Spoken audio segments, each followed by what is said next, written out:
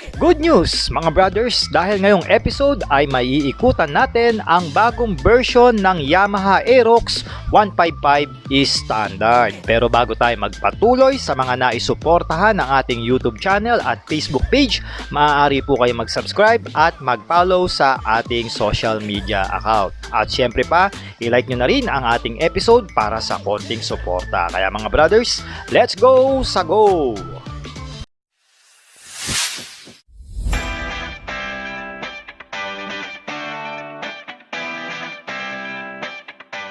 Mga brothers, available na sa Shopee ang ating riding jersey at iba pang mga riding gears na ginagamit natin. Nandyan yung link sa gilid ng video. Let's go! Sa go! What's up mga brothers? Eto na nga. Maiikutan na rin natin itong bagong Yamaha Aerox Standard version mga brothers. Bago natin siya isa-isahin o hima-himayin ang kanyang mga specs and features, umikot muna tayo ng 360 sa motorsiklo. By the way, tatlong kulay mga brothers ang meron sila. Itong iikutan natin na glaze blue, and then itong race blue ng Yamaha, at itong kanilang Yamaha black, no? So comment nyo ba sa comment section kung ano yung kulay na nagustuhan nyo sa tatlong standard version nitong Aerox ng Yamaha. Pero ako, nagustuhan ko itong glaze blue mga brothers on the wheels. Mas kitang kita po yung angas nitong motorsiklong ito, especially dito sa kanyang front, diba? O tignan nyo naman, nandito pa rin naman mga brothers, nire-retain pa rin naman ng Yamaha yung design nitong Aerox sa pagiging matangos na, no? Pero ito po, bulto po yung kanyang headlight mga brothers. Ayan, and take note, projector lamp na po yan, dalawa po yan mga brothers. Ito yung daytime running light nya na lang, oh, diba? Tapos yung turn lights nya maganda rin dahil LED na at sa mismong assembly ng headlight. Pairings check, oh, ayos, oh, tsaka yung pintura, quality talaga. At isa pa sa napansin ko mga brothers, yung kanyang front telescopic port is kinapalan po ng Yamaha. So mas, para sa akin, mas maganda ang suspension play nito ng bagong Aerox Standard, no? Naka front disc brake tayo rito with a single pad piston caliper, and then meron tayong tire size na 110 by 80 at 14 inches na tubeless na branded by RRC. Naka-alloy mags na rin tayo mga brothers dito na formado. Alright, going naman dito sa kanyang chest, meron tayo rito badge ng o logo ng Yamaha, no? And then meron tayo rito smoke black na windscreen, and then badge po ng Bluecor and Aerox na sticker dito sa gilid. Alright, inside profile mga brothers, nandito pa rin naman ang mahabang foot setup o footrest ng itong Aerox mga brothers. At meron po yung mga threads dito para hindi tayo basta-basta o matings, para hindi dumulas ang ating paa, no? At bago ko nga pala nalimutan, parang itong dito sa harap parang may garnish style ng carbon fiber itong harapan ng bagong Aerox mga brothers, na which is nagpapaangas sa kanya dito sa front facing, no? Ito po ang tapakan ng ating pillion, aluminum po yan. At okay ang engagement, tumutunog tayo, no? At gloss white pa rin dito. Ganda talaga ng kulay nitong white, talagang gustong gusto ko siya, no? And then meron na naman tayo ritong garnish ng parang carbon fiber na naman na plastic.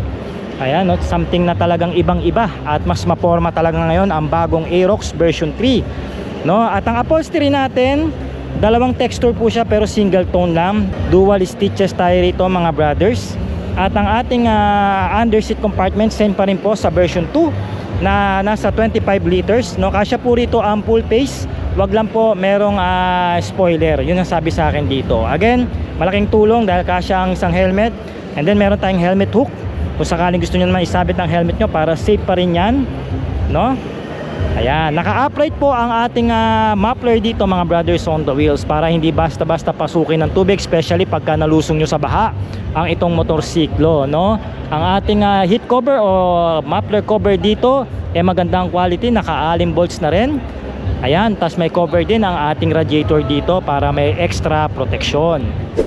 Para naman sa kanyang bike fitting mga brothers, meron itong upright riding position dahil may kataasan po ang handlebar nitong Aerox ng Yamaha. And for the reference, 20 inches lang po ang haba ng ating braso, ngunit ganun pa man, loose naman ang ating mga braso dito, kaya naman makakapagbigay ito ng komportableng riding experience at isama pa natin dyan ang komportable at makapal na upuan na ino-offer nitong Aerox ng Yamaha. Going naman sa kanyang seat height mga brothers, meron itong taas na 790 mm. Sa katulad kong 5'4 mga brad, kaya ko naman i-manage ito. Siguro kung mga 5'3 kayo dyan pababa, ay titingkayad na po kayo. And then, meron siyang ground clearance na 145 mm na above standard naman. At meron siyang wheelbase na 1,350 mm. Habang merong bigat ang motorsiklong ito na 124 kg. Mga brad, sale ngayon sa Lazada na up to 80% tapos may free shipping pa. Baka gusto mo mag-shopping ng motorcycle parts and gear. Link mo na yung link sa description ng video at comment section. Let's go sa go! Alright, ito yung kabilang side profile niya mga brothers po. Dito naman tayo sa Race Blue. Baka sabihin nyo, favoritism ko yung Glaze Blue no? So maganda rin yung kabilang side. By the way, may side stand kill switch. No, isa ito sa safety features ng standard na nitong bagong Aerox. May sticker din tayo rito ng Yamaha Aerox. Siyempre pa with variable valve actuation technology na mismong Yamaha. Maganda ang forma mga brothers ng air filter o air cleaner niya rito. Napakalinis at quality po yung plastic na ginamit ng Yamaha. Alright, going na dito sa kanyang rear profile mga brothers. Ito yung sinasabi ko sa mga changes na ginawa ng Yamaha.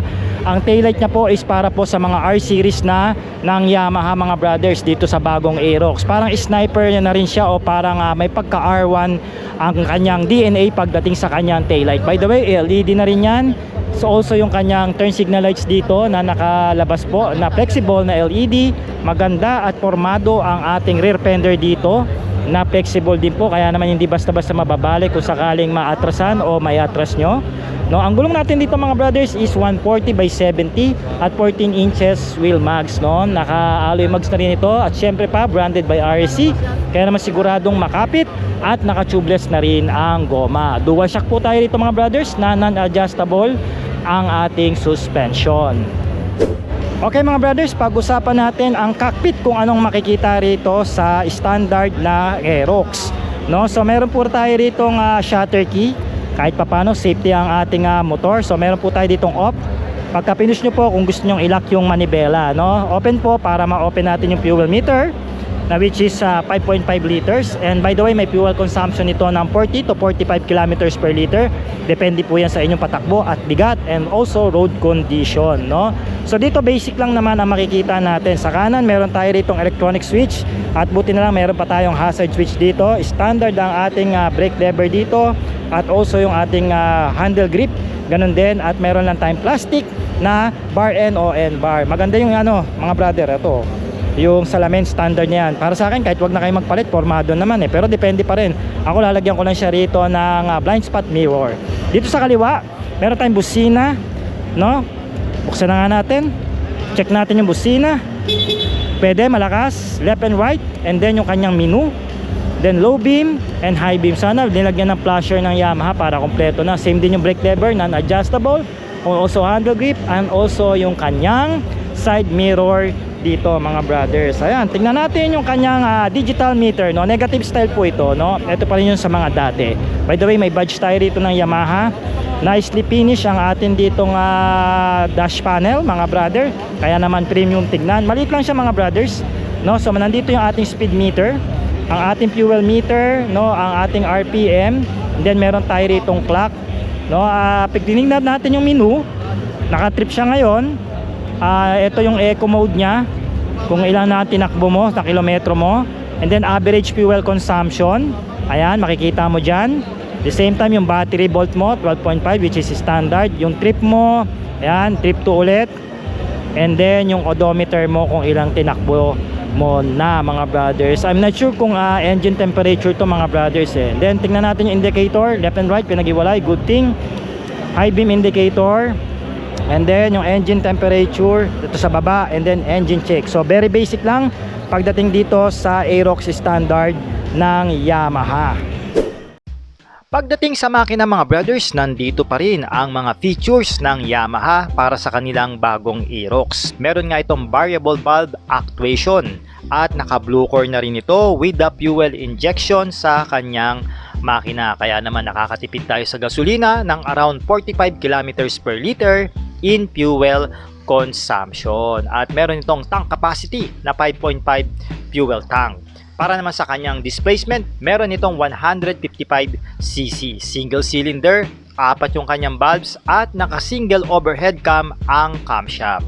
Naka-CVT automatic ito mga brothers at hindi po ito naka-electronic dahil standard lang siya. Na kayang dumulo ng 15.2 horsepower at 8,000 RPM at umaarangkada ng 14.2 Nm of torque at 8,000 RPM. Habang meron tayo ritong bore and stroke na 58 by 58.7 mm. Mataas ang compression ratio ng motor mga brothers na umaabot ng 11.6:1, kaya naman naka-liquid cooled ang kanyang cooling system. At ngayon mga brothers na nakaikot na tayo dito sa bagong version ng Aerox 155 ng Yamaha, pag-usapan naman natin ang kanyang presyo. Meron po itong SRP na 125,900 pesos. Ngayon naman meron tayo ritong sample quotations para sa mga nais maglabas ng installment o hulugan. Meron po siyang down payment na 20,758 pesos. And for 3 years, meron po kayong monthly na babayaran na 5,335 pesos. At may rebate po yan na 200 pesos na depende po yan sa mga motorcycle shop na inyong a-applyan. So mga brothers, mag-comment naman kayo ng yes kung nagustuhan nyo po itong Aerox 155 na standard version. At hintayin nyo naman ang ating review para dito sa kanyang SP version. So mga brothers, maraming salamat po sa pagsama nyo hanggang sa huli ng ating vlog. Ako po si Ark. Ride safe and cheers! Cook it!